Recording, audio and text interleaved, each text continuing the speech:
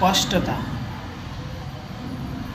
હવે અત્યારે સોશિયલ મીડિયાના સમયમાં અને માહિતીનો જે વિસ્ફોટ થયો છે કે હરેક માહિતી ઉપલબ્ધ છે અને ઘણી મિક્સ છે, અફવા છે, ઘણી ખોટી છે, ઘણી કામની છે, ઘણી કામની નથી, છતાં પણ બધી આપણા અહીંયા ફીડ થાય છે.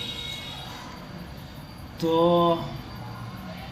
કહેવાનો મતલબ એવો છે કે ઇન્ફોર્મેશન ટેકનોલોજીના યુગમાં જો તમે તમારા મનથી સ્પષ્ટ નથી તો તમે કન્ફ્યુઝ થઈ જવાના છો. શું કરવાનું છે, શું થઈ રહ્યું છે, શું થઈ ગયું, શું થશે, આ બધી માટે કન્ફ્યુઝન રહેશે.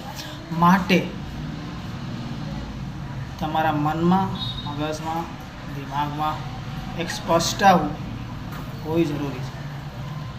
સ્પષ્ટતા એ માટે કે સ્પષ્ટતા છે એ એક શક્તિ છે.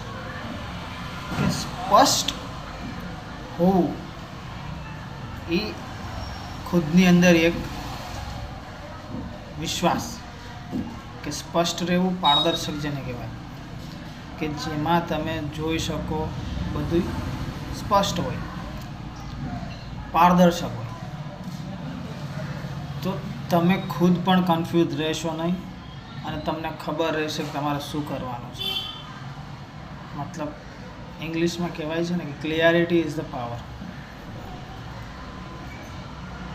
ક્લિયરિટી હોવી જરૂરી છે કોઈ પણ જગ્યાએ, તમારા સંબંધોમાં, તમારા વ્યવહારમાં, તમારી વાતમાં, તમારા કામમાં સ્પષ્ટતા હોવી જરૂરી છે. જો તમે સ્પષ્ટ છો તો લોકોને તમારી ઉપર ભરોસો આવે છે. પારદર્શકતાથી ભરોસો વધે છે, વિશ્વાસ વધે છે લોકોનો, અને તેનાથી તમારું કામ સરળ થાય છે.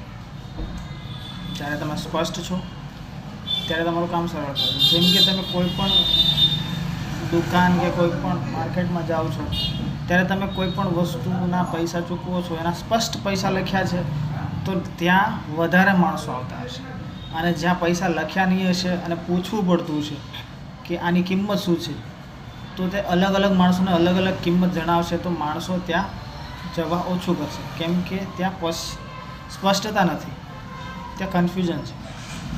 માટે જે